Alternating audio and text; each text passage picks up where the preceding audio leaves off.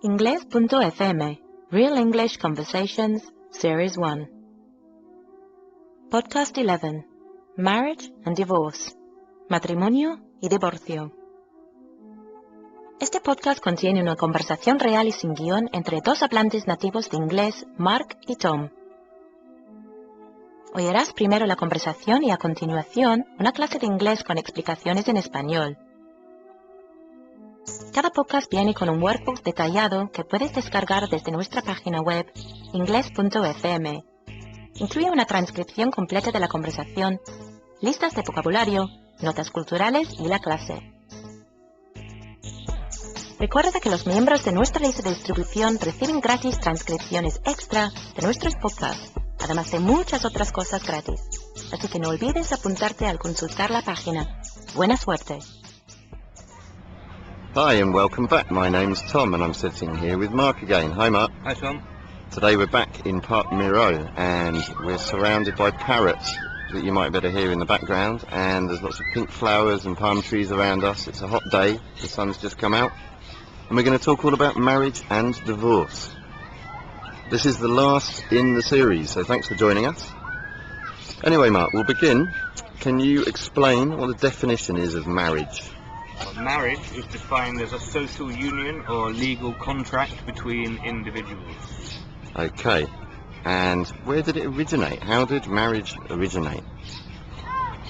I think marriage originated when human societies began to settle rather than leading nomadic existences, and women were exchanged between groups to expand gene pools and often to form alliances between groups. So we traded women. Yeah, and also there are different levels of social, economic, emotional, religious reasons for people getting married, but it originated when human societies began to become more settled.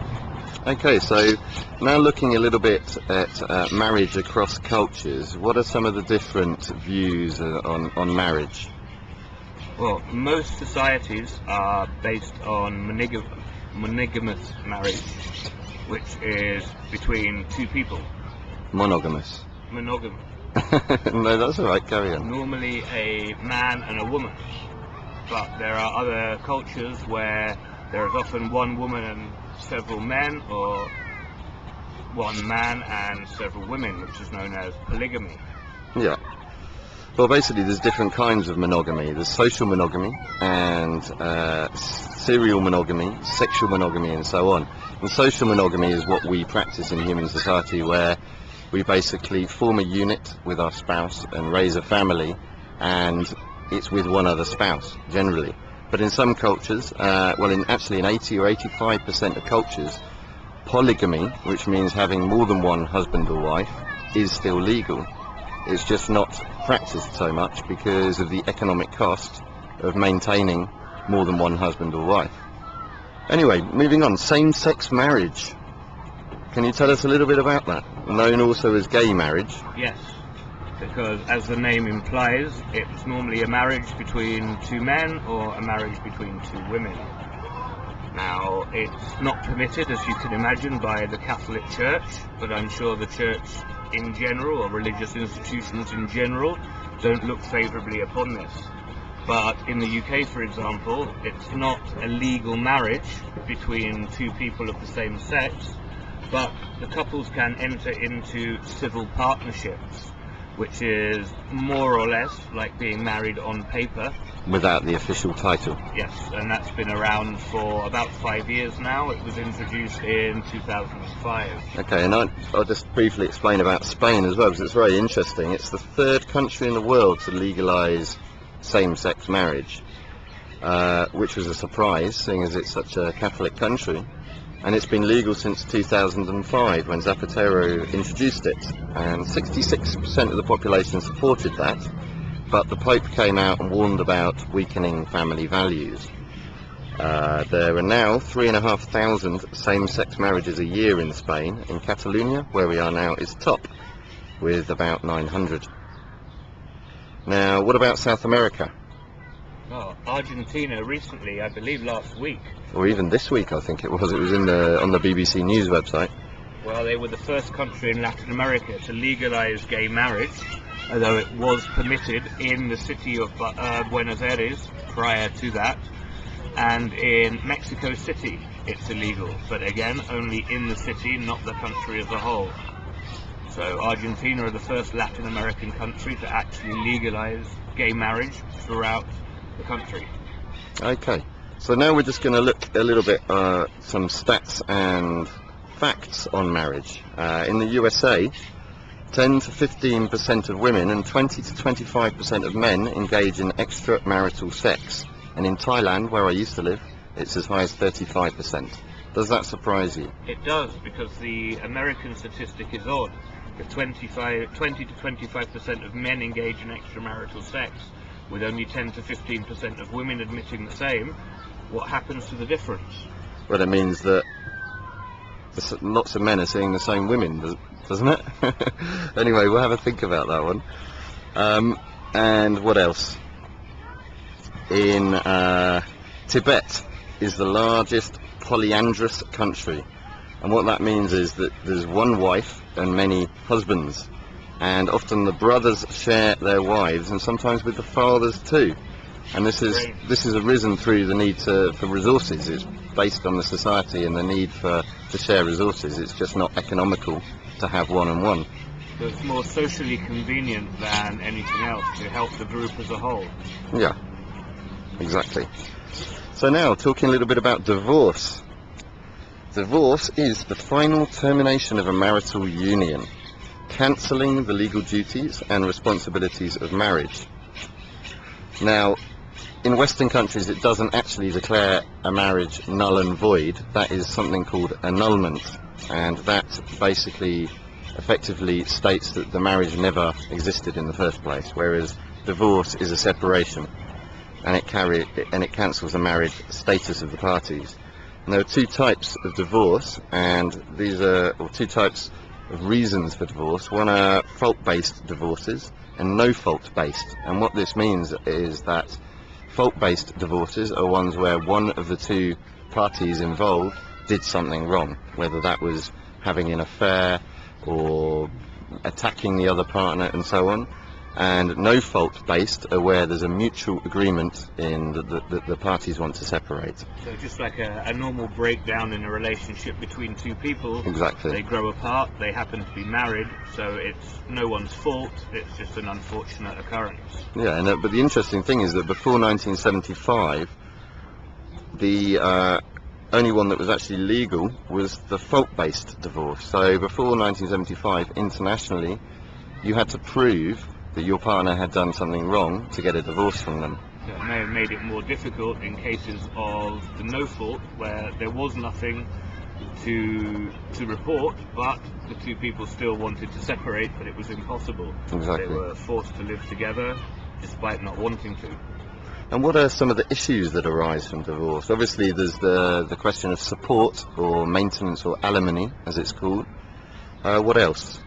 Well, the division of property and the financial aspect of the divorce, but also if children are involved, it's very difficult because the access needs to be arranged, custody, all of the elements that associate with a marriage breaking down where children are involved, it make it a lot more complicated to resolve, and often to resolve amicably. And in Spain, interestingly, they introduced the Express Divorce Bill in 2005, and that caused a nearly 75% increase in divorces in 1 year.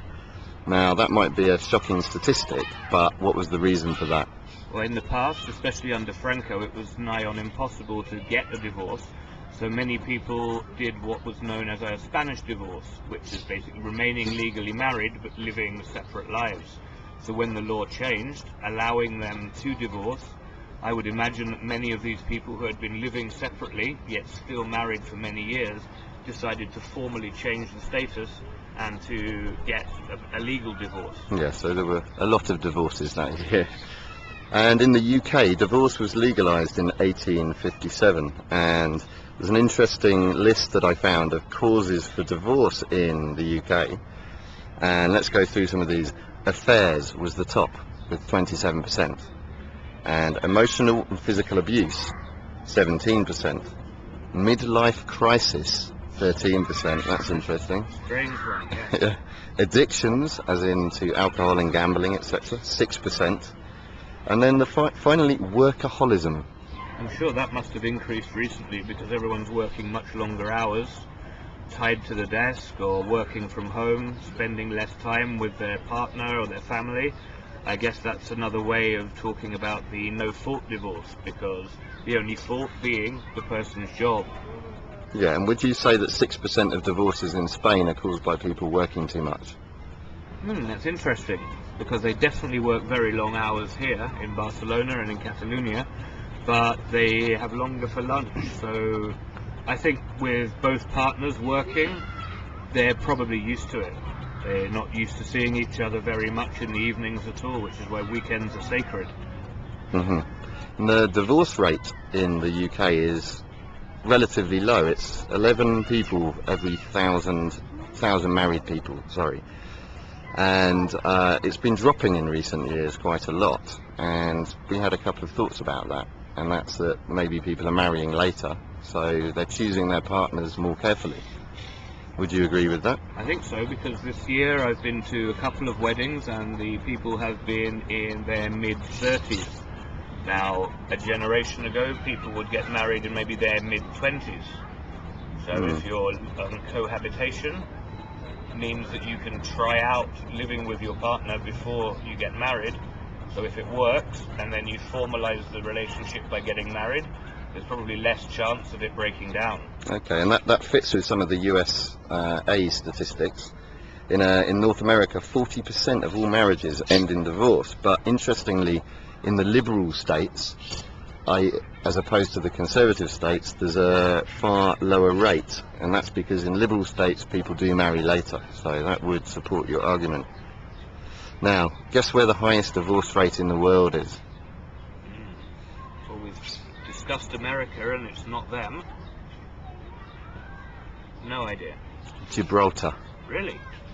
Yeah, 5.57 people per thousand population. I suppose it's got a very small population. Yeah, or maybe they're all unhappy because it's still British. Anyway, to finish off, would you say people have more fear of commitment nowadays, or commitment phobia as we say? Possibly, because maybe they have seen older people get married and the marriage fails, so people are less eager to rush into marriage now. But if you're not married and things go difficult in a relationship, it's much easier to walk away from the problem, walk away from the relationship. But possibly people feel that they are unnecessarily tied down and having to face the responsibilities of resolving problems. Yeah, and there's other reasons as well. It's to do with women being more career-minded, I think, and wanting to have children later. So they're not looking for a partner until a bit later, until they get into their 30s, whereas 40 years ago it was, when they were 20 or 21. So, things are changing a lot. And finally, do you believe humans are naturally monogamous creatures? I don't think so. But socially, we have become conditioned to at least think of monogamy as the correct way of living. Social monogamy, however, we are essentially animals, mammals. And statistics have shown that 90% of birds are monogamous, only 7% of mammals. So were it not for the rules and social conventions, maybe humans would behave like lions or cows and have sexual relations to reproduce, but with no lasting commitment. Interesting thought. Thanks for joining us on this series, and we'll speak to you in series 2. Bye bye. Bye bye. Hola, soy Rosario. Y como esta es la última clase de la serie, hemos pensado en hacerla un poco más divertida. En la conversación, Tom mencionó commitment phobia, que es miedo al compromiso. Una persona que tiene esto se llama commitment phobe. Hoy os vamos a enseñar en inglés algunas otras fobias interesantes. Os voy a dar la definición, luego Tom leerá el nombre de esa fobia 2 veces para daros la oportunidad de practicar vuestra pronunciación en las pausas. Miedo a la gente o a las situaciones sociales. Sociophobia. Sociophobia. Miedo a la tecnología. Technophobia. Technophobia.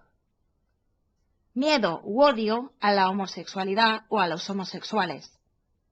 Homophobia. Homophobia. Miedo a los desconocidos o a los extranjeros. Xenophobia. Xenophobia. Miedo a la luz. Photophobia. Photophobia.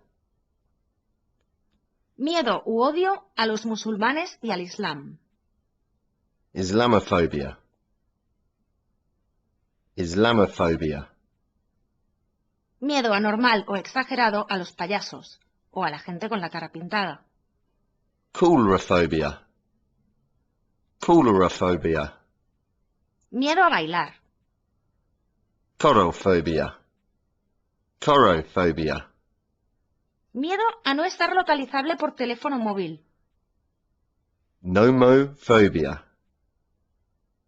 Nomophobia. An abbreviation for no mobile phone phobia. Miedo a tener fobias. Phobophobia. Phobophobia. We hope you don't have a phobia of studying and practice what you've learnt between now and Series 2. Good luck. Gracias por acompañarnos con este podcast de Inglés.fm. Recuerda que el workbook contiene una transcripción completa de la conversación, listas de vocabulario, notas culturales y la clase. Lo puedes descargar de forma instantánea desde Inglés.fm. ¡Nos vemos!